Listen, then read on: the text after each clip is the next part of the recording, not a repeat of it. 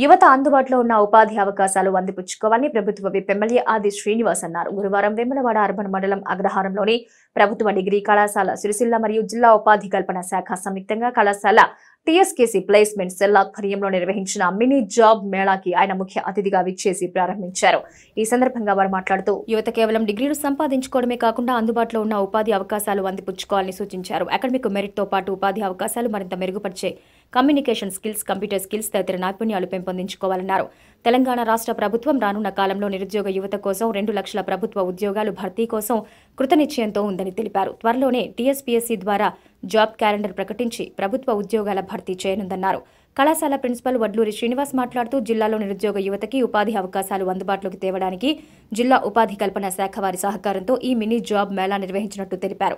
ఈ mini job మేళాలో సుమారు 250 మంది యువత పాల్గొన్నారని తెలిపారు. ఈ కార్యక్రమంలో జిల్లా ఉపాధి కల్పన అధికారి Neela Raghavender, vice principal doctor Tirukovela Srinivas, కళాశాల ప్లేస్మెంట్ అధికారి Keerthi Rajesh, IQAC coordinator doctor V Venkateswarlu, academic coordinator Shri Madhu Rajesh, కంపెనీల హెచ్ఆర్ ప్రతినిధులు రాజశేఖర్, శ్రీనివాస్, దానమయ్య, మహేష్, జోసెఫ్, ప్రీతం, కళాశాల అధ్యాపకులు, విద్యార్థులు పాల్గొన్నారు.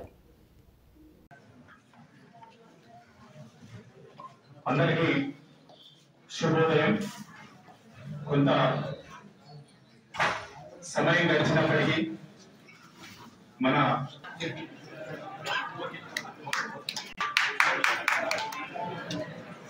149 ఉన్నటువంటి మన స్ట్రెంత్ సార్ 2018 నుంచి మనకు ఇక్కడ మేము ఎస్ఆర్ఆర్ కళాశాల నుంచి మేము కానీ ఈ రోజు మన కళాశాలను ఒక రాష్ట్రంలోని ఒక ప్రముఖమైనటువంటి ఎన్రోల్మెంట్ లో ఒక రాష్ట్రంలో అత్యున్నతమైనటువంటి ఎన్రోల్మెంట్ తీసుకురావడానికి మేము కృషి చేస్తా ఉన్నాం సార్. ఇప్పుడు మన కళాశాలకు సంబంధించినటువంటి ఎన్రోల్మెంట్ 610 ఎన్రోల్మెంట్ అనేటువంటిది కళాశాల చేరుతున్నది.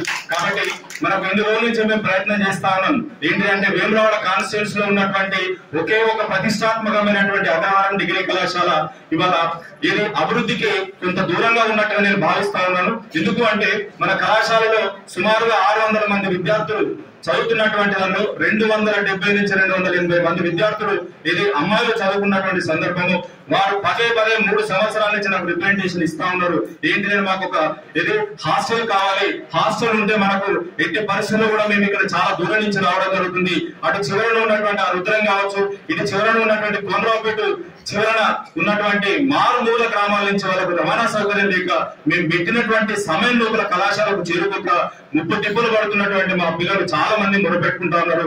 కళాశాలకు మేము రావడం ఒక తండ్రిలాగా మాకు ఆదిశీలంగా ముద్దుగా పెట్టుకుంటున్నటువంటి మా శీలంగా సార్ గెలవడం మేము మొదటి నుంచి అనుకుంటా ఉన్నాము. సార్ గెలిస్తేనే మనకి వేములవాడ కాన్స్టిట్యున్సీ కళాశాలకు మాకు ఏ విధంగా డెవలప్ అవుతా అనేటువంటి మా కోరిక నెరవేరింది. వారికి కూడా మన రిప్రజెంటేషన్ ఇవ్వడం జరిగింది. వారి సమక్షంలో కూడా నిన్నడం మొన్న ఓఎస్డీ గారు కూడా కాల్ చేయడం జరిగింది సార్. ఏంటిదంటే మన హాస్టల్ కు సంబంధించినటువంటి రిప్రజెంటేషన్ ఏ మినిస్టర్ గారికి నేను పంపుతా ఉన్నానని చెప్పేసి కూడా వారు చెప్పడం నేను చాలా సంతోషపడతా ఉన్నాను సార్. బాగా గుర్తు, ఆంధ్రప్రదేశ్ లోనే డిఎస్సి వచ్చిందంటే, ఆనాడు ఆంధ్రప్రదేశ్ రాష్ట్రంలోనే డిఎస్సి వచ్చిందంటే ప్రత్యేక తెలంగాణ వచ్చిన తర్వాత ఇంటికి వచ్చి వాళ్ళకొని ఫీలింగ్ అయ్యేది యువకులు ఉండడం. అసలు డిఎస్సి కూడా ప్రభుత్వం వేయలేకపోయింది. అది చాలా ఇబ్బందిగా అనేక మంది కూడా ఫీల్ అయినాం. యువతులలో కూడా అగ్రహం కట్టలు తెచ్చుకునే క్రమంలో గుర్తించే సరూర్ నగర్ లో ప్రియాంక గాంధీ సభను నిరుద్యోగ సభగా పెట్టుకొని నేను ఆ మీటింగ్ కు 3 రోజులు ఇన్ఛార్జ్ కూడా పనిచేసి సరూర్ నగర్ లో ఉన్న ప్రియాంక గాంధీ గారి సమక్షంలో వారు ఆ రోజు ప్రకటన చేయడం జరిగింది. ఈ ప్రభుత్వం ఏర్పడిన తర్వాత మొదటి 6 మాసాల్లోనే 2 లక్షల ఉద్యోగాలను కూడా మేము నిరుద్యోగ యువకులకు ఇస్తామని మాట చెప్పడం జరిగింది. మాట చెప్పడం జరిగింది.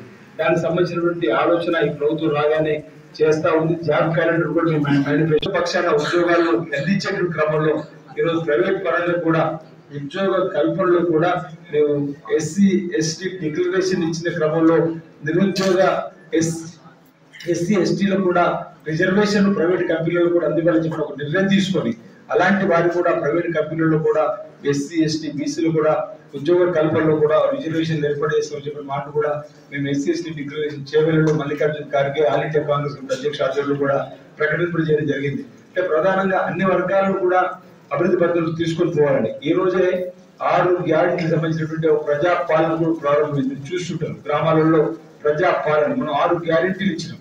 అందులో మహాలక్ష్మి ఇప్పటికే మహిళా తల్లుడు 0 టికెట్ గా ప్రసక్తే, అంతకుముందు పాస్ ఉంటుండే. ఇప్పుడు ఆధార్ కార్డు ఉంటే సరిపోతుంది. శుభవార్త కూడా వీరంతా ఎక్కువగా మనకు ఇచ్చేటువంటి కార్యక్రమం ఇచ్చిన మాట నిలబెట్టుకుంటామని. అంతకుముందు ప్రభుత్వాలు ఉద్యోగాలకు సంబంధించిన నోటిఫికేషన్ ఇవ్వడం, నేను కష్టపడి 6 మాసాలు ఉద్యోగాల కోసం కొంతమంది అయితే మా మెడలు పోతున్నాయి, మాకు వెన్ను ప్రతి ఉద్యోగం కావడంలో మానసికంగా నిరుద్యోగ యువకులు ఆందోళన చెందినటువంటి అంశాలు కూడా రేవంత్ రెడ్డి గారు